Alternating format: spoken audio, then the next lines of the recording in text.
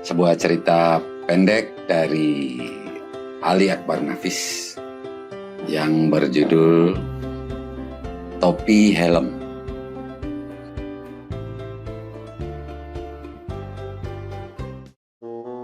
Terjunjungnya topi helm di atas kepala Tuan OM menjamin kelancaran kerja di bengkel kereta api di kota kecil Padang Panjang.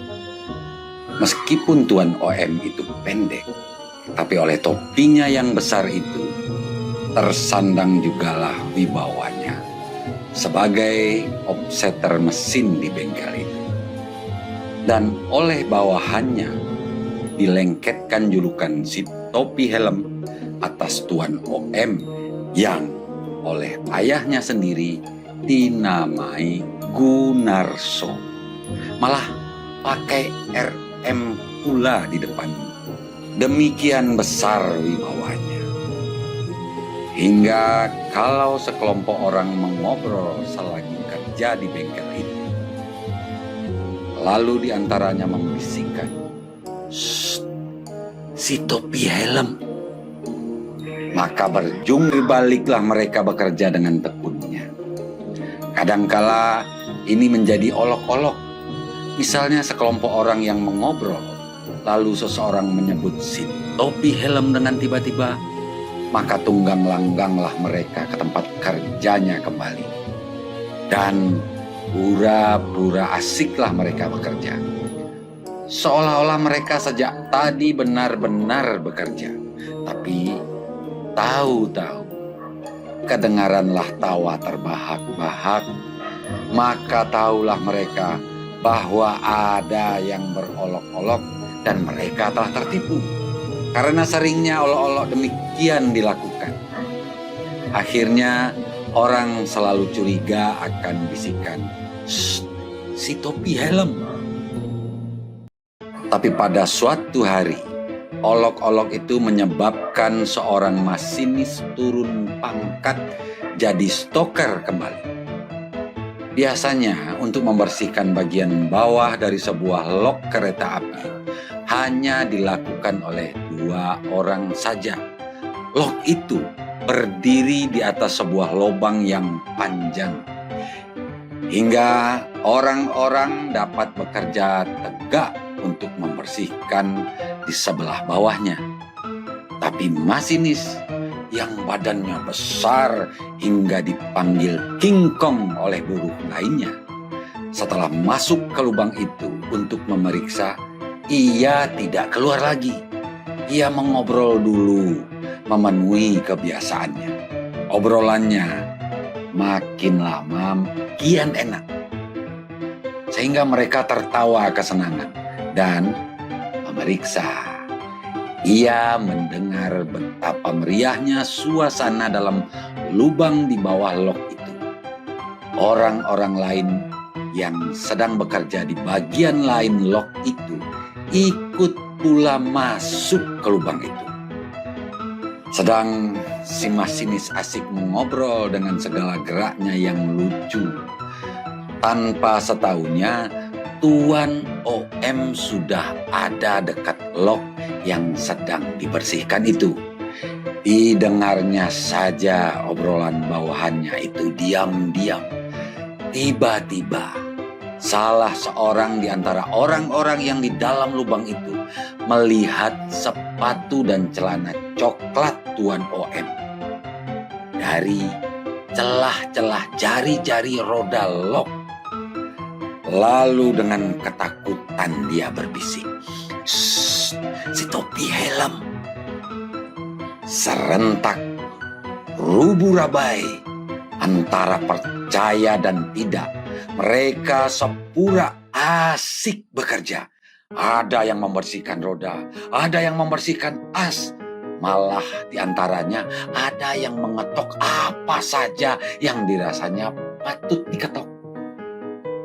Tapi masinis melihat betapa takutnya orang-orang oleh bisikan yang berbisa itu.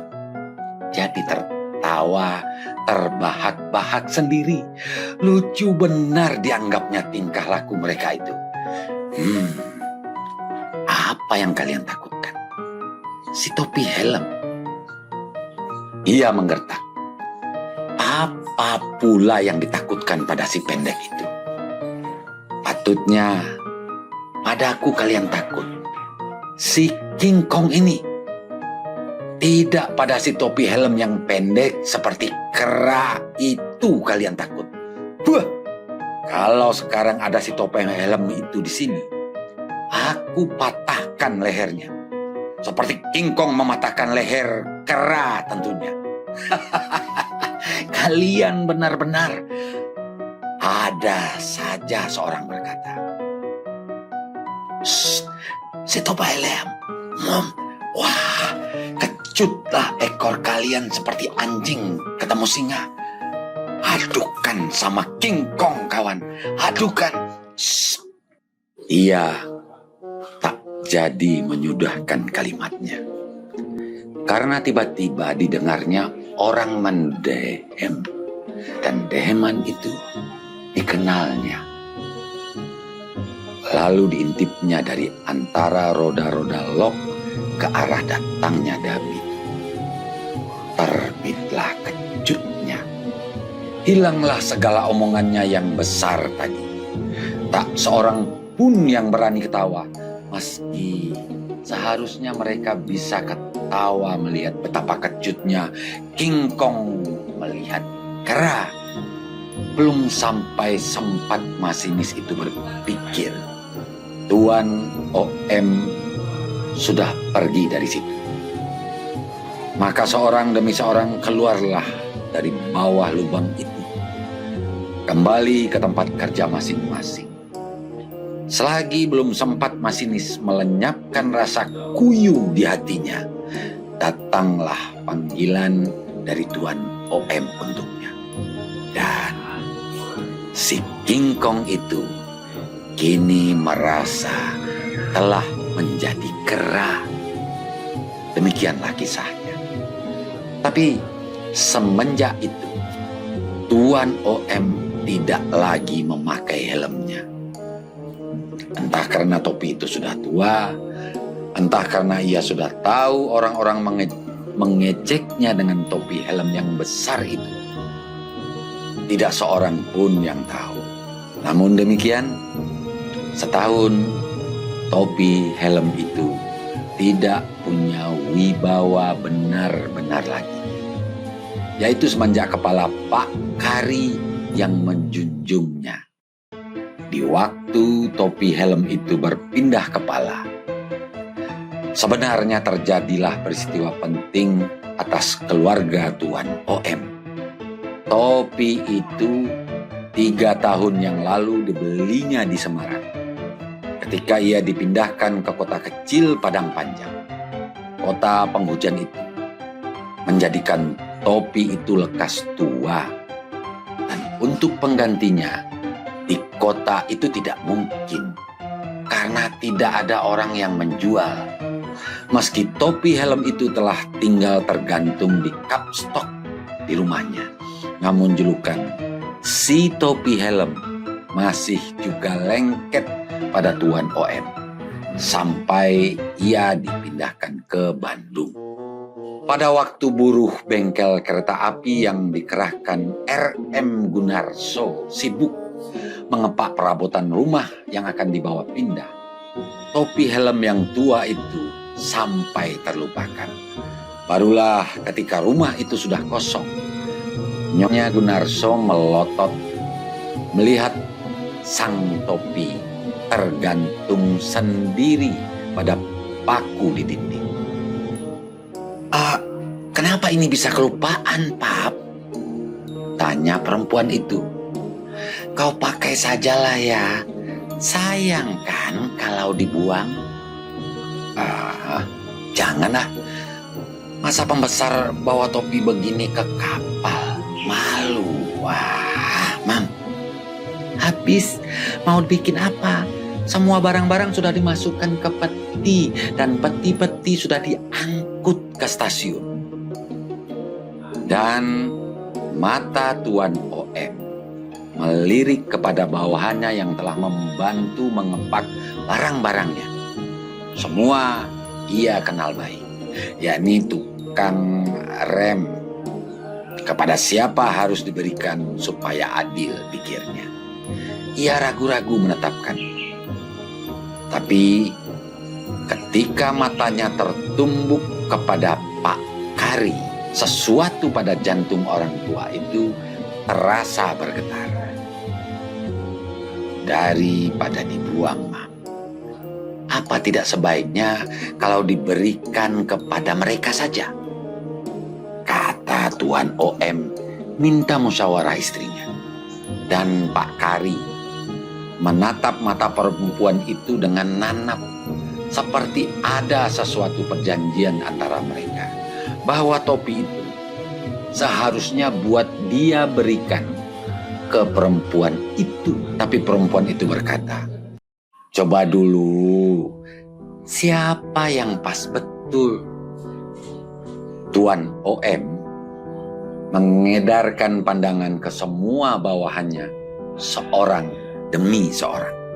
Sehingga para tukang rem itu berdegupan darahnya oleh harapan bakal mendapat topi helm itu. Akhirnya, masing-masing mencobakan topi itu di kepala mereka. Berganti-ganti. Dan kebetulan, kebetulan sekali, Pak Kari yang sama pendeknya dengan Tuan OM memiliki kepala yang sama besarnya pula, sehingga topi helm itu haknya.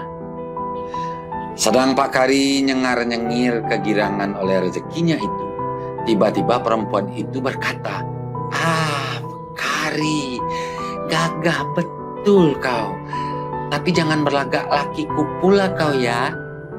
Di antara suara tertawaan, Pak Kari merasa badannya terlambung setinggi rumah dan membesar seperti gajah.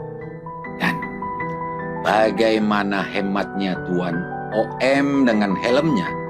Lebih lagi Pak Kari, si tukang rem itu, ia tak tega membiarkan topinya kena hujan setitik pun. Betapa bangganya kalau topi itu di kepalanya. Demikian pula besar sayangnya kepada helmnya. Sering ia tersenyum sendirian bila melihat wajahnya pada kaca pajangan toko yang dilewatinya saban pergi dan pulang kerja.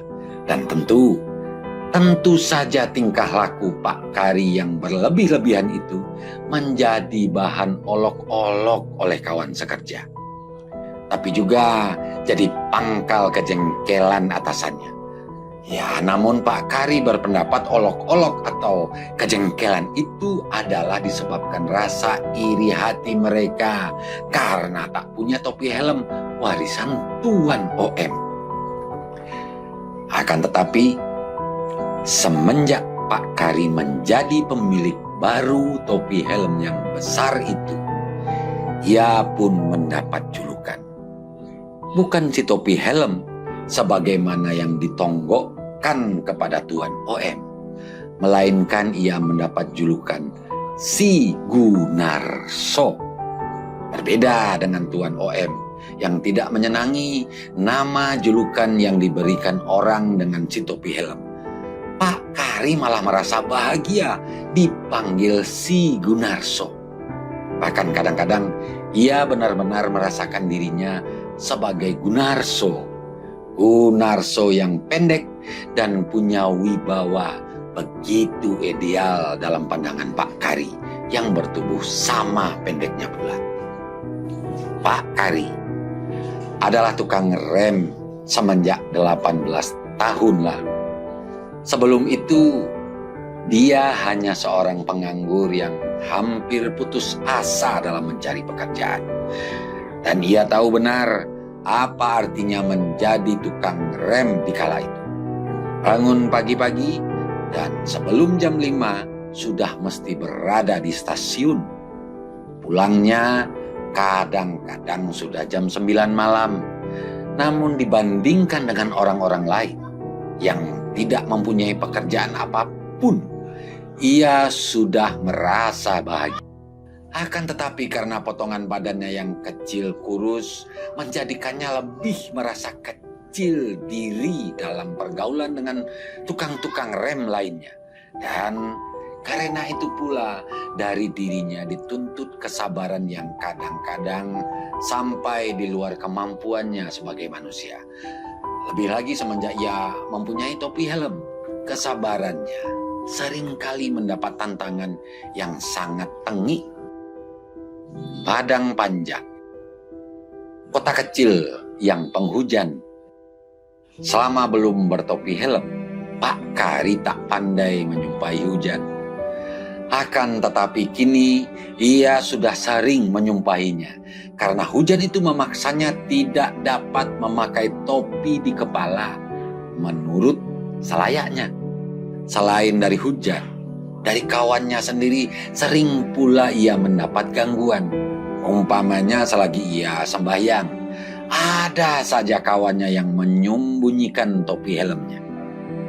Sehingga ia mencari-cari dengan perasaan sedih dan dongkol sampai topi helmnya bisa ditemukan. Susahnya, kawan-kawannya tahu Pak Kari bergeming selagi sembahyang. Meski ia tahu topinya diambil orang untuk disembunyikan. Sungguh pun demikian, kawan-kawannya lebih suka menggodanya selagi sembahyang itu. Ketika seluruh tukang rem mendapat topi dinas model topi petani di Jawa, Pak Kari merasa bahwa pimpinan perusahaan kereta api telah ikut iri hati karena ia mempunyai topi helm itu. Namun, ia tetap berkeras kepala tak hendak memakai topi dinas itu. Barulah ketika Sepnya mengancam hendak memberhentikannya, Pak Kari menerima kalah. Maka tinggallah topi helmnya di rumah, tergantung di dinding pada paku. Setiap pagi hendak pergi kerja, topi itulah yang terakhir dipandangnya, seolah hendak mengatakan selamat tinggal.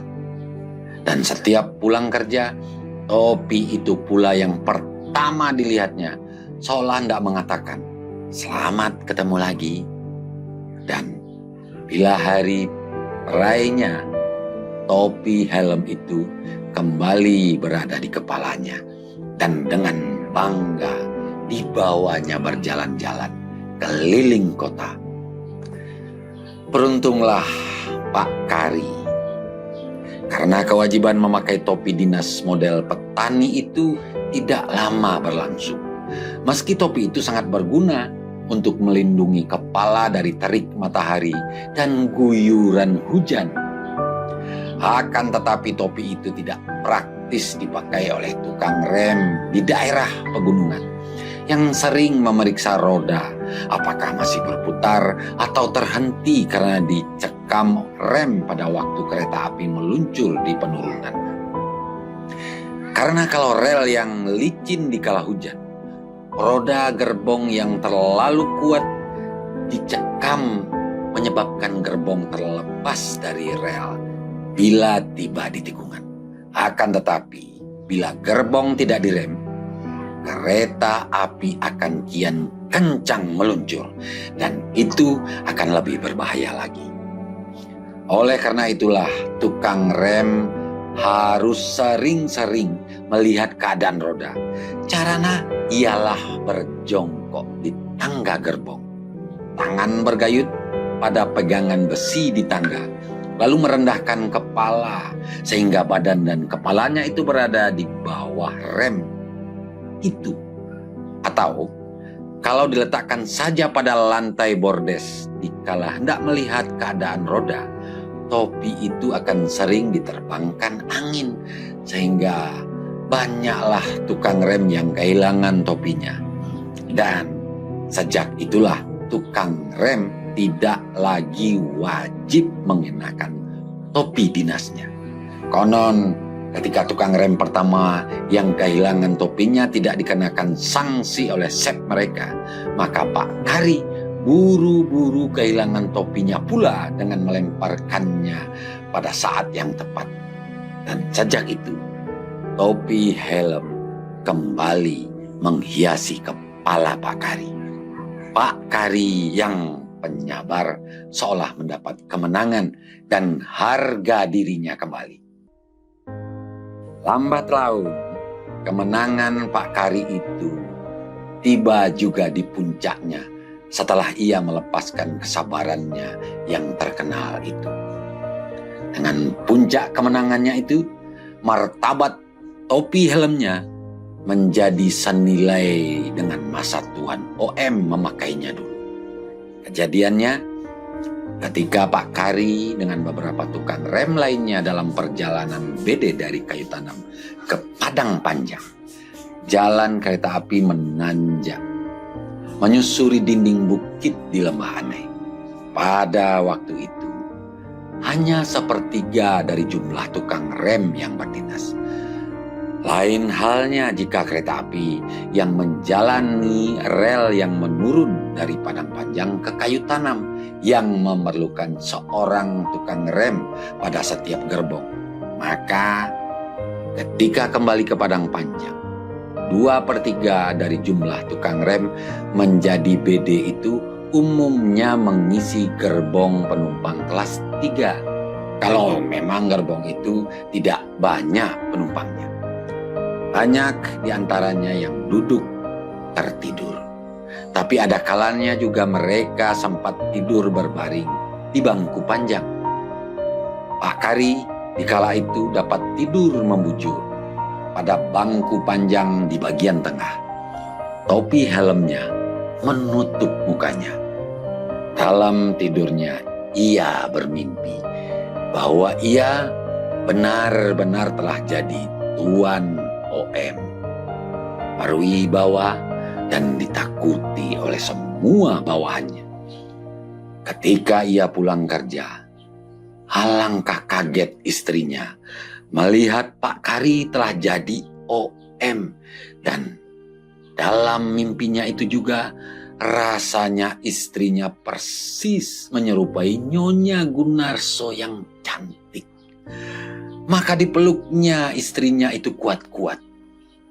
Tapi ketika ia memeluk, badannya miring dan jatuhlah topinya ke lantai gerbong. Persis ketika itu, lewatlah seorang tukang rem lainnya dan seolah tak sengaja tersepaklah topi helm itu. Dan Pak Kari yang sudah tersentak bangun melihat topinya melayang. Diburunya topi itu. Tapi topi itu jatuh menimpa pangkuan tukang rem yang sedang tertidur di sudut gerbong. Ia terbangun. Secara refleks, ia melemparkan topi itu.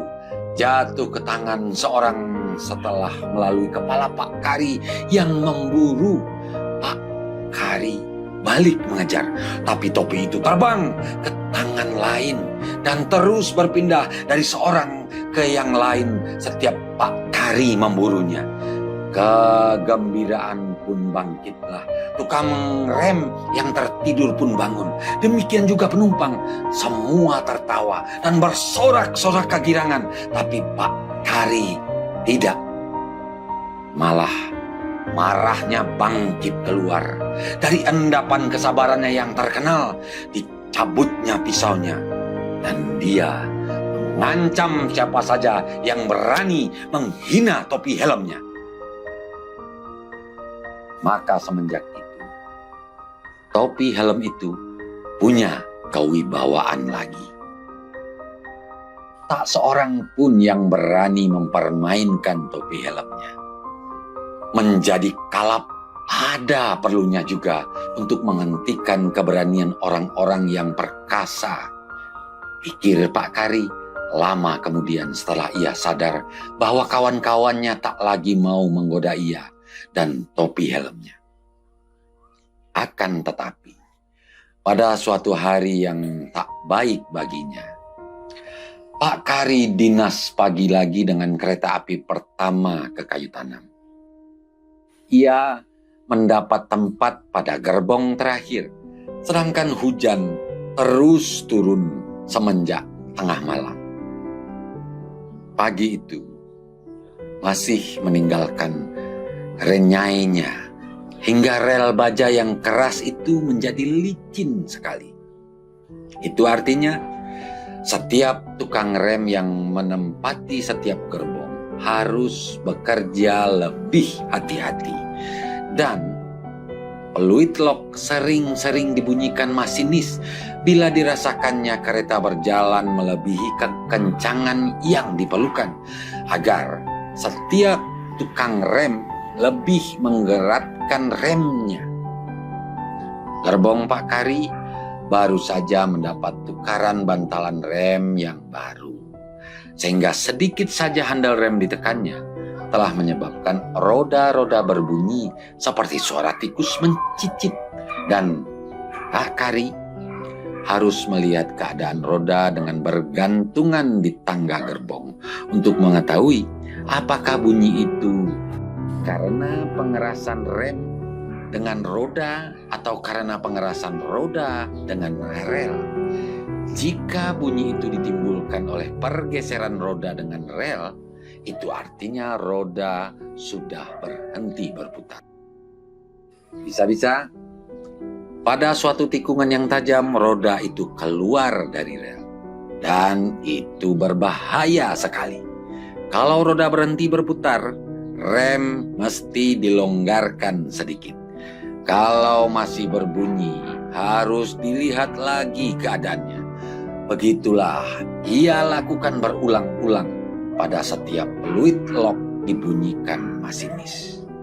Peluit lock terus juga berbunyi pendek-pendek untuk memberi peringatan agar rem setiap gerbong lebih dikencangkan. Pak Kari mengikuti perintah itu. Rem ditekan lebih kencang, tapi rodanya bercicit bunyinya. Lalu ia melihat dengan berjongkok di tangga gerbong. Biasanya ia bergayut dengan punggung ke arah luar gerbong, tapi kali ini ia bergayut dengan menggunakan sebelah tangannya agar ia dapat lebih jelas melihat roda di pagi yang masih remang-remang itu. Dan tiba-tiba ia sadar bahwa kereta api sedang memasuki jembatan yang berpelengkung. Lalu ia menarik badannya agar tidak disambar pelengkung itu. Barulah ketika kereta api sudah sampai di stasiun kecil di desa Kandang Ampat, orang tahu bahwa Pak Kari tidak lagi di tempatnya. Seorang tukang rem mengatakan bahwa saat terakhir ia melihat Pak Kari ketika kereta api akan menempuh jembatan berpelengkung setelah air mancur terlewati.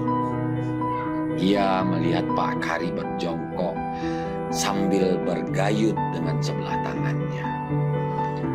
Bergalaulah suasana setelah mendengar penjelasan tukang rem itu. Ingatan orang kembali pada peristiwa beberapa tahun yang lalu. Seorang tukang rem disambar pelengkung jembatan itu pada kepalanya ketika berjongkok-jongkok melihati keadaan roda. Persis seperti yang dilakukan Pak Kari di jembatan itu juga. Dan tukang rem itu, si Buyung, akhirnya ditemui sejauh 1 kilometer di hilir Batang Anai, tersekat pada sebuah batu besar, tak bernyawa lagi. Dan masinis yang memegang pimpinan kereta api batu bara itu mengambil putusan untuk membawa lok dan sebuah gerbong kembali ke arah jembatan yang dikira telah mencelakakan Pak Kari. Beberapa tukang rem dibawa untuk mengawasi batang anai yang mengalir sejajar rel kereta api itu, dan akan membantu mengangkat Pak Kari yang mungkin telah jadi mayat seperti si Buyung beberapa tahun yang lalu. Di sepanjang jalan tak putus-putusnya peluit lok dibunyikan. Siapa tahu kalau Pak Kari bisa mendengarnya. pikir masinis itu. Dan setiap mata tertuju ke batang air yang airnya mengalir deras, berbuih-buih dan menderu bunyinya. Terasa ada kesukaran jika hanya mencari dengan mata, karena hari masih gelap oleh sebab sinar matahari belum lagi menembus celah bukit di balik bertimbal batang air itu. Sekilometer menjelang jembatan yang disangkalkan itu, temuilah Kari. Badannya kuyup dan jalannya gontai, menginjaki bantalan besi demi bantalan besi rel kereta api. Dan seperti dikomandoi saja, semua tukang rem memaki dan bercarut-carut ke arah Pak Kari, sedang masinis, bukan ke palang meradangnya, dipanggilnya Pak Kari ke loknya. Mengapa jadi begini? Bagaimana aku harus mempertanggungjawabkan kejadian ini? Hardik masinis. Pak Kari diam saja. Kepalanya dibenturkannya, seolah hendak mengatakan bahwa ia mengaku salah. Kalau kau mati seperti si Buyung dulu, bisalah aku mempertanggungjawabkan kejadian ini. Tapi kau tidak mati. Kenapa kau hidup? Kenapa tidak mati saja? Pak Kari masih diam. Oi, jawablah. Kenapa kau tak mati saja? Tak juga ia menjawab. Aku tak senang. Kau mesti dipecat, kata masinis itu lagi. Muka Pak Kari yang pucat dan menggigil kedinginan kian pasi dan tambah gemetar mendengar kata masinis yang mau memecatnya. Ia mau memberi keterangan, tapi lidahnya keluh. Ia tatap menegur juga. Jawablah, kenapa kau tinggalkan gerbongmu? Kata masinis lagi dengan nada yang lebih tinggi. Topi saya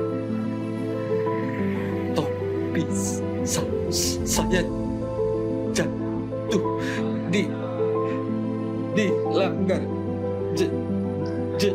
jembatan, kata Pak Kari gagap. Oh, karena topi ini jatuh, kau tinggalkan gerbongmu, ha? Karena topi ini saja. Karena topi ini saja, aku terpaksa mendorong kereta ini kembali. Kenapa topi ini saja yang jatuh? Kenapa tidak kau? Bagus benar kelakuanmu, kata masinis itu lagi, seraya memandangi topi helm yang lengket di kepala Pak Kari. Tiba-tiba direnggutnya topi itu hingga terlepas dari kepala pemiliknya. Karena topi ini, topi pusaka si topi helm ini saja, kau rusak dinasku. Hebat benar topimu. Pak Kari ragu untuk melakukan sesuatu. Basah benar topimu itu. Kasihan ya, kata masinis itu selanjutnya. Iya Pak, jatuh masuk ke sungai. Untunglah tidak jatuh ke tengah. Untunglah di tepi saja, kata Pak Kari yang mulai sedikit lega karena kata-kata simpati masinis itu. Kasihan sekali, kata masinis itu mengulangi kata-katanya seraya menggeleng-gelengkan kepala seperti orang terharu sangat, sedangkan lidahnya berdecak-decak. Kena air topi ini basah. Kena api bagaimana? Serentak dengan itu, dibukanya pintu api lok itu. Dan Cepat itu pula dilemparkannya topi helm itu ke dalam api yang sedang nyala. Lalu dia memandang pada Pak Kari yang terkejut melihat peristiwa yang tak disangkanya itu. "Ah, topi biasa saja topimu itu, Kari. Kena air basah, kena api hangus juga." Pak Kari yang kekuyupan pada pagi hari di lembah pegunungan itu tidak merasa dingin lagi dengan tiba-tiba. Ia merasa begitu panasnya oleh bakaran api di dalam dadanya. Perbuatan memanggang topi helmnya itu tidak dapat dimaafkannya begitu saja. Tapi ketika itu ia tidak tahu bagaimana melampiaskan sakit hatinya. Maka ia diam saja. Seperti biasa, ia menunjukkan kesabarannya yang terkenal itu. Dan sebelum Pak Kari sadar pada apa yang tengah terjadi atas dirinya, masinis telah menghardiknya lagi. "Ayo, pergi kau, babi!" Hari datang dan pergi.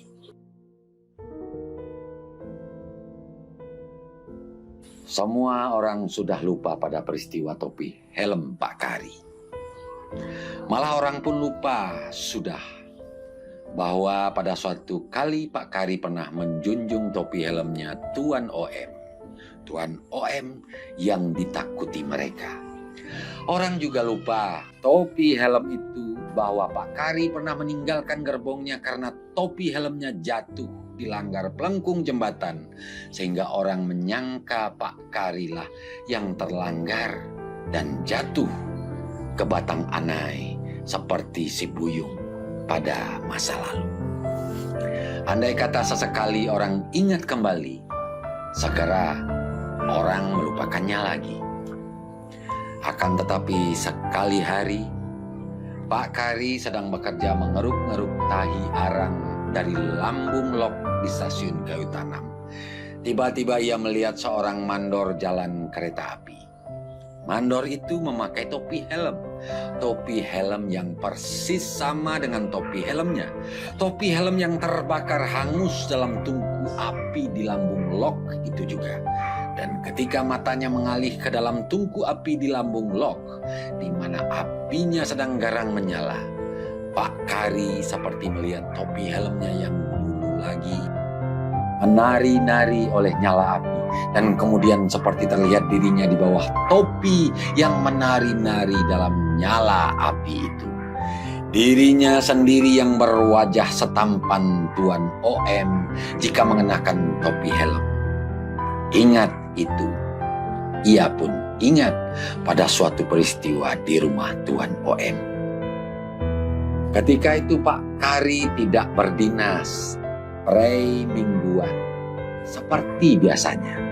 Sekali dalam sebulan, ia disuruh Tuan OM ikut membantu membersihkan rumah, halaman, dan ada kalanya juga mengeping kayu api di rumah setnya itu. Dalam ia lagi mengeping kayu api hingga menjadi kecil-kecil, didengarnya teriakan Nyonya Gunarso di kamar mandi. Ia buru-buru mendapati perempuan itu yang lagi terhenyak duduk di lantai kamar mandi sambil mengurut-urut pinggang dan nyengir-nyengir kesakitan. Pak Kari tak tahu apa yang harus dilakukannya. Lama juga ia tergagap-gagap merumuskan pikirannya untuk mencari cara memberi bantuan.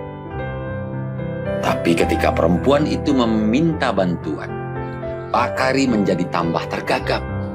Ada perasaan malu yang kuat sekali dalam dirinya untuk memegang perempuan secantik itu. Apalagi perempuan itu istri setnya. Akhirnya, setelah keberaniannya dapat ia kumpulkan, dibantunya perempuan itu untuk berdiri. Tetapi kemudian ketika ia memapah dan melingkarkan tangannya ke pinggang perempuan itu, dikala mengantarkan ke kamar tidurnya, Pak Kari merasa bahagia sekali bahwa meski ia seorang yang termasuk kerdil, ia merasa telah ditakdirkan sebagai pahlawan bagi istri dari Sepnya yang juga orang kerdil itu. Pikiran-pikirannya itu dan perlakuan yang manis dari istri Sepnya ketika mengucapkan terima kasih lambat laun menumbuhkan sesuatu yang dirasanya aneh dalam hatinya. Perasaan aneh yang menyenangkan. Dan topi helm itu, topi yang diberikan Tuan OM kepadanya dikala hendak berpisah dulu, dirasakannya sebagai suatu pelambang yang bermakna abadi bagi hubungannya dengan Nyonya Gunarso. Hubungan yang tersembunyi, yang begitu indah bila dikenang. Tuhanlah yang menakdirkan segala-galanya.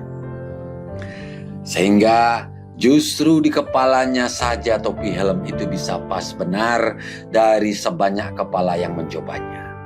Tuan OM dengan topi helmnya itu bukanlah suatu model manusia yang ditakdirkan untuk jadi bahan olok-olok semata-mata. Kewibawaan Tuan OM taklah akan seperkasa itu bila tidak memakai topi helm. Topi helm yang tak ubahnya sebagai mahkota Ratu Wilhelmina. Dan topi helm bagai mahkota itu akhirnya jadi kepunyaannya. Demikianlah lamunan Pak Kari. Demi ia ingat topi helmnya lagi yang telah terbakar habis oleh api dalam tungku di lambung lok yang lagi dibersihkannya itu. Mulailah lagi suatu nyala membakar hati dan pikirannya, yaitu api dendam yang takkan pernah terpadamkan sebelum terbalas dengan lunas. Tiba-tiba ia ingin membalasnya sekarang juga. Keinginannya itu melupakan dirinya sendiri, bahwa ia hanyalah seorang kerdil yang tak berdaya, yang bertugas menjadi tukang rem pada jalur kereta api Padang Panjang kayu tanam saja. Yang ia ingat cuma satu, api dendamnya kian marak dan kian marak juga. Dan makin kian marak ketika masinis itu datang memeriksa pekerjaan Pak Kari yang membersihkan tungku api di lambung lok itu. Baru saja masinis itu mengapaikan tangannya untuk berpegang pada gagang pintu lok, hendak meningkati tangga, Pak Kari melemparkan sesodok tahi arang yang berpijar-pijar nyala apinya keluar pintu lok, berlonggok menimpa wajah masinis itu, sesuai menurut rencana Pak Kari.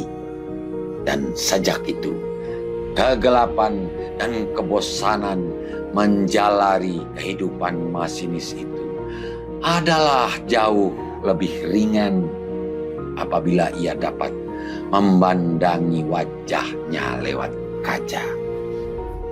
Lalu Pak Kari memandang ke topi helm yang bertengger di kepala mandor jalan kereta api itu dengan senyum kepuasannya, seolah hendak menyatakan kepada topi helmnya, kepada Tuan OM dan istrinya, bahwa pembalasan setimpal telah terlaksanakan.